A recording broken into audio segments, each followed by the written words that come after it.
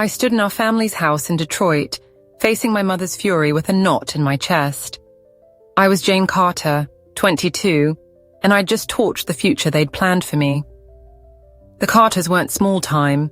They'd built an empire on Detroit's water treatment, a brutal business of rusting pipes and fat profits, choking the city for decades. My mother ran it like a warlord, her voice sharp from years of barking orders, and my father backed her up, his silence louder than words. They'd raised me to take over, to keep the faucets and their bank accounts flowing.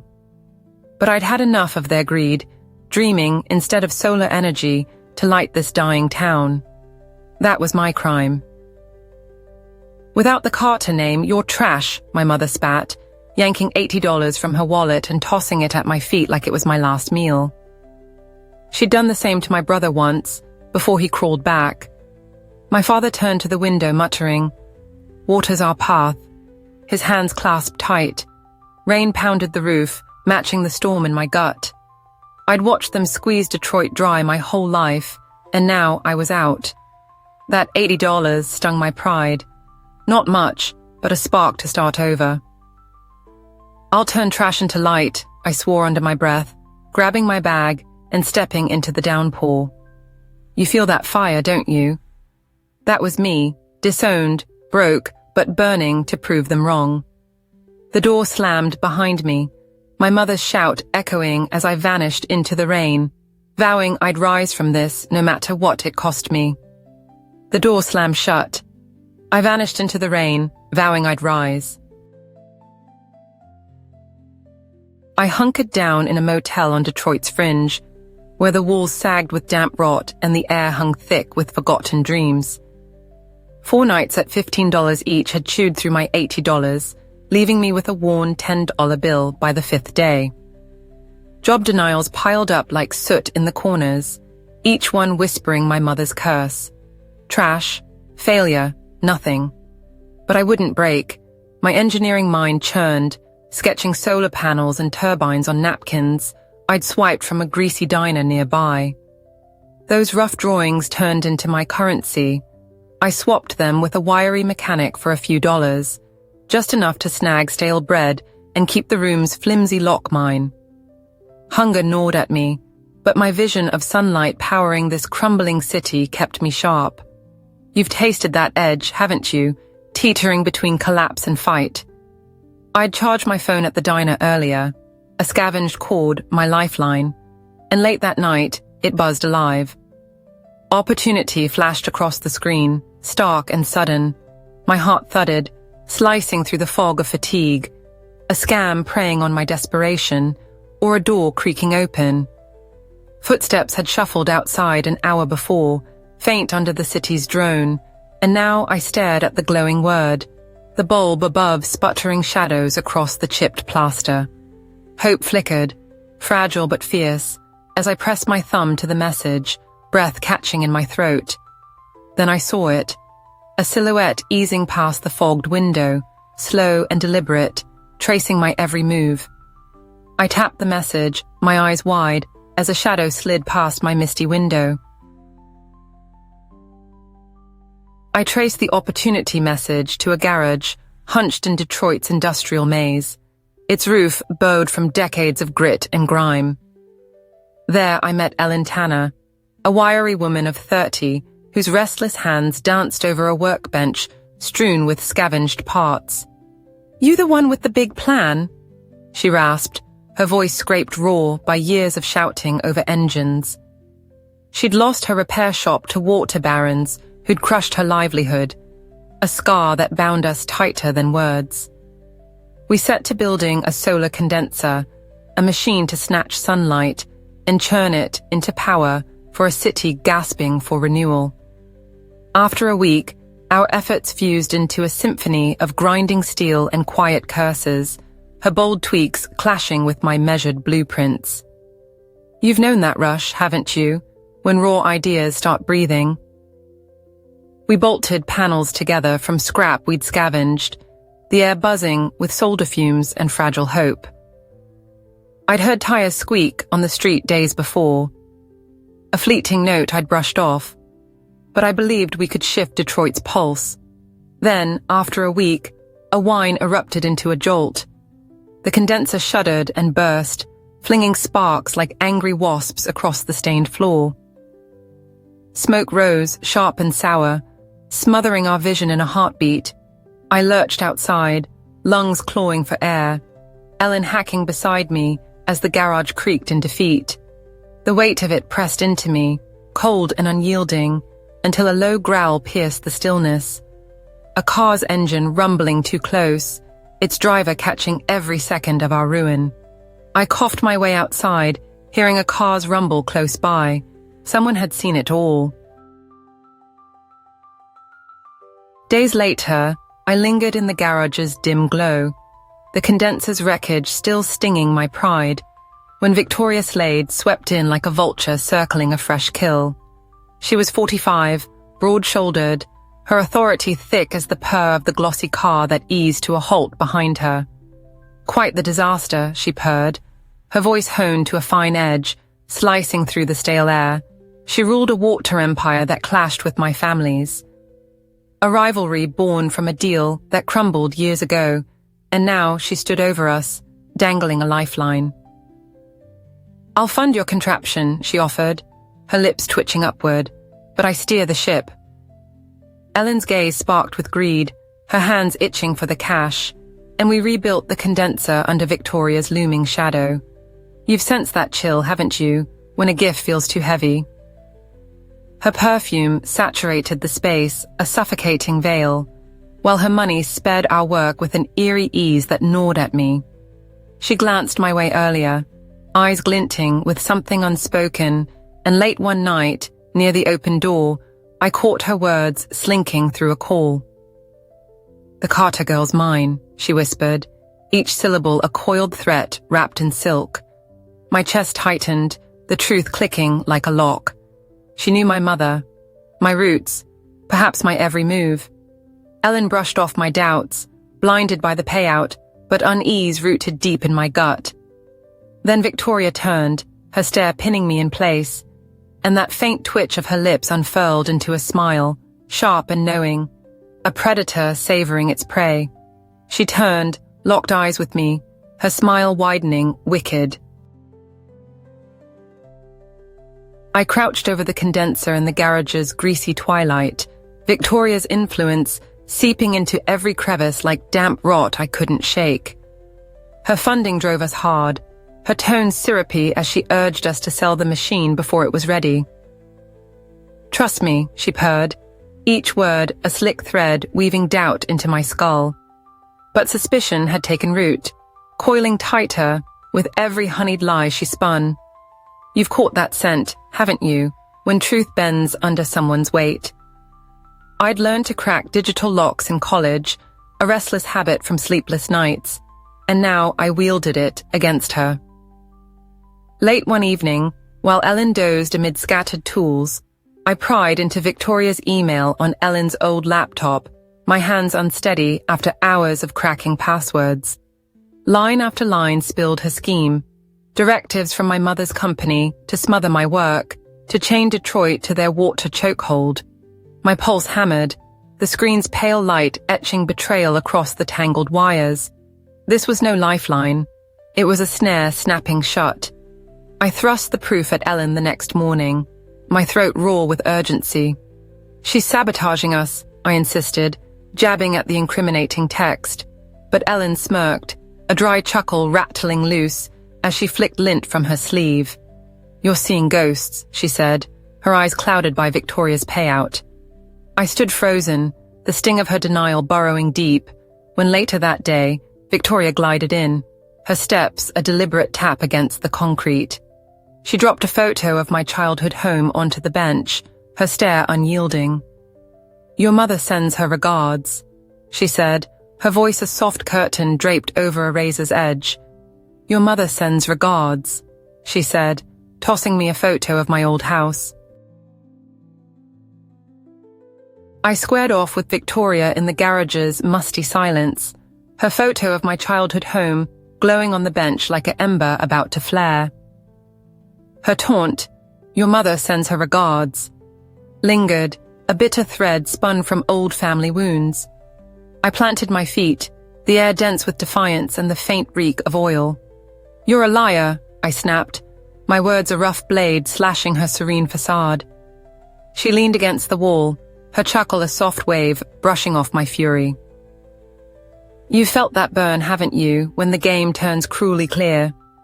I spun to Ellen, hoping for solidarity, but she stepped back after Victoria slipped her an envelope thick with cash. "You're too rigid," she mumbled, pocketing the money, with a shrug that pierced me deeper than words.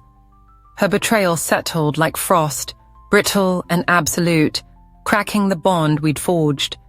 I snatched the condenser's remnants, my hands shaking with wrath, and stormed into the twilight. With my last $20, earned from sketch scraps, I rented a sagging garage across town, its walls etched with decay, a sanctuary born of raw need. The city's hum pulsed outside, a jagged rhythm echoing my own. A shadow flickered beyond the window earlier, a fleeting blur I'd ignored, but now I lugged the pieces inside, my breath fierce with purpose, swearing to rise alone. Ellen's greed and Victoria's treachery stoked a blaze within me, unquenchable and fierce. I'd rebuild from this ruin, piece by stubborn piece, when a soft scuff of boots outside the splintered door snagged my senses, too near to dismiss. I felt a gaze as I dragged my scraps into the shadowed space. I labored alone in the new garage, its walls murmuring with echoes of rust and neglect, my hands chapped from coaxing the condenser back from ruin. The city's murmur filtered through the warped planks, a restless undertone to my silent resolve. I scavenged parts from junkyards, living off junkyard scraps and bartering sketches when my pockets emptied, each gear and coil a defiant stitch in my unraveling dream. The machine purred softly now, its rhythm a tender vow gaining strength, a light I wrested from the embers of betrayal. "You've endured that slog, haven't you, when every move defies the abyss?" 3 weeks sharpened my focus, the air biting with metal shavings, and the sting of my own sweat, my world narrowing to the stubborn rebirth. Ellen's abandonment and Victoria's malice had carved me hollow, yet they'd forged me tougher, a will as firm as forged iron. I'd nearly completed it, the condenser's gleam weaving faint threads of hope across the littered floor, when footsteps thudded outside, slow and sure. The door groaned wide, and Clarence Voss stepped through, a tall man of 38, whose quiet force flooded the tight space like a rising swell. His voice held a calm gravity as he studied my creation. "I've been watching you," he said, each word deliberate, slicing the hush. He despised the monopolies strangling Detroit, a fire that matched mine, and he offered a deal, a rope cast from shared scorn. My pulse quickened, torn between doubt and need, when a rustle stirred the alley, moments before a harsh snap of glass broke the stillness, ringing from the dark beyond. Clarence stepped away, and I flinched at the sound of breaking glass outside. I pressed on in the garage's shadowed nook, its walls a quilt of weathered planks and grit, my hands firm as I locked the condenser's last joints with Clarence Voss beside me. His deal had kindled my waning spirit, his calm resolve a steady anchor amid my solitary tempest. We meshed our efforts, his deft slices threading through my blueprints, the machine's song rising into a vibrant hymn that swallowed the city's ceaseless buzz. You've sensed that surge, haven't you, when a flicker roars to life? His money-swapped, scavenged bits for gleaming steel, and for days the air crackled with solder's bite and fresh promise. Victoria's threat loomed, a phantom I couldn't shake, her spies having lingered near the junkyards where I'd foraged. Late one evening, as the condenser thrummed with vigor, a bellow tore through the dusk, chased by the wrenching snap of shattered beams. Thugs stormed in, their boots crushing glass into dust, shredding weeks of labor in a savage blur. I surged forward, rage flaring, but Clarence yanked me back, his hold unyielding as we slipped into the alley's murk. The garage glowed with ruin behind us, a scar from her fury, yet we salvaged the heart, scraping by on stale rations in a hidden corner. Her voice soon hissed over the airwaves, painting me a fraud across Detroit, her slander a poison threading through the streets. I clung to Clarence's vow, his contacts a bridge to a conference where we'd expose her. But dawn broke with silence. His coat hung empty on the peg, tools askew beside it, his quiet force vanished without a breath. I woke to find Clarence gone, his absence a void in the dawn. Days after the attack, I huddled in the alley's sodden gloom, the salvaged condenser a mute burden beside me, its song stifled beneath the wreckage of my fight. The garage stood in shards, a faint echo of Clarence's sure grip, now lost, his coat drifting on its peg like a spectre in the morning light. Victoria's thugs had torn me open, and her lie slashed deeper, her voice slithering through every radio in Detroit from a passing car's static, naming me a crook, a sham. Shopkeepers shut their doors, their stares cold with her poison. While murmurs dogged my steps through the streets, a tide of scorn that frayed my seams. You've plumbed that depth, haven't you? Where will unravels to wisps? I lingered in the nook, scraping by on crusts and rainwater. The cities beat a cruel pulse against my chest. 3 weeks of sweat had kindled the condenser's gleam, only for her to quench it, and Clarence's vanishing carved a deeper chasm, a mystery I couldn't pierce. Had he slipped away, or had she snared him too? My mother's taunts rang anew, bitter as cracked stone. Trash, nothing, failure. They pierced now, stripping me raw until I questioned if she'd seen me true. The world folded into this dank hollow, the air heavy with rot and surrender, my fingers still, brushing fissures in the pavement. I'd battled so fiercely, clawing past treachery and loss. But now my spark guttered, a coal fading in the murk. I drew inward, the burden crushing, when a faint hum broke the quiet, my barely charged phone trembling alive with a headline. Clarence Voss missing, feared taken. My phone lit up with news of Clarence's vanishing. I dragged myself from the alley's clinging shroud, the news of Clarence's vanishing a jolt that snapped me awake. The condenser's dented shell, my final grip on meaning. A week later, his team tracked me down, their calls slicing through the fog, lifting me from the depths with word he'd survived after a struggle, scraped but unyielding. Victoria's trap sprung loose. We gathered in a borrowed warehouse, its high beams soaring above, my hands quivering as I smoothed the machine's curves. Its murmur a soft hymn swelling once more. You've known that shift, haven't you, when the ground steadies under you? Clarence flanked me, his grit a quiet torch, and we carted the condenser to a conference, a hall of polished stone and light, where Detroit's gaze turned. I revealed it, my words clear above the crowd's hum, the device casting a radiance that cut through the city's haze, a pledge of energy free from chains. Cheers rose, a tide sweeping Victoria's venom aside, her slander fading into stillness. I stood firm, the burden of weeks dissolving, my breath deep with a triumph hewn from every wound. The space thrummed with wonder, the air electric with talk of renewal, when a figure slipped past the crowd. My mother emerged, her arrival a cold current through the glow, her face carved with traces of a rain I'd defied, now softened under the stage's beam.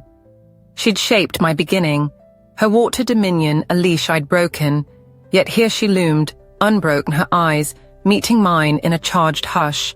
Jane, she said, her voice a taut wire through the din, we need to talk. And time paused between us. Jane, she said, we need to talk. Her words freezing me in place. I perched in a glass-walled office above Detroit's rugged expanse, the condenser's victory a hum that lingered in my bones, its resonance a current rewiring the city's pulse.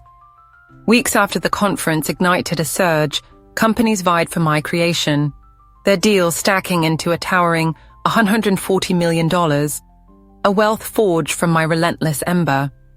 The machine's glow now wove through mills and rooftops, a lattice of power snapping the waterlord's grip, my name a murmur on every lip.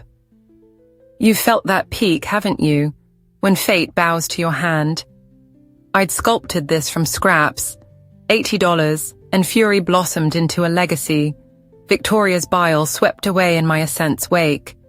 Then my mother appeared, ushered in by a flustered aide, her form a stark outline against the urban sheen, my father shuffling behind, his frame sagging where it once towered. "Come home," she begged, her voice a tattered cord stretched taut, her dominion fading as mine blazed. He stretched a hand toward me, gentler now, but I glimpsed the old fetters glinting in their stare, the yoke they'd once locked tight. "I forged this," I declared, my words tempered in the fire of their dismissal, "not you." Their water rain withered, conduits rusting beneath my radiant flood, and I turned away, the skyline a tapestry of my craft. Freedom sang clear, a gust unshackled from their shade, but a flicker of memory softened my edge as I stepped forward. Could I seal that wound, or would it echo like a quiet mark on my triumph? I left them there, their calls unanswered, my road ahead a puzzle yet to unfold. I walked away, leaving forgiveness a riddle for another day. The next morning, I stepped into Detroit's dawn, the city's contours blurring beneath a shawl of golden mist, my stride unbound as I left my family's fading echoes in the office behind.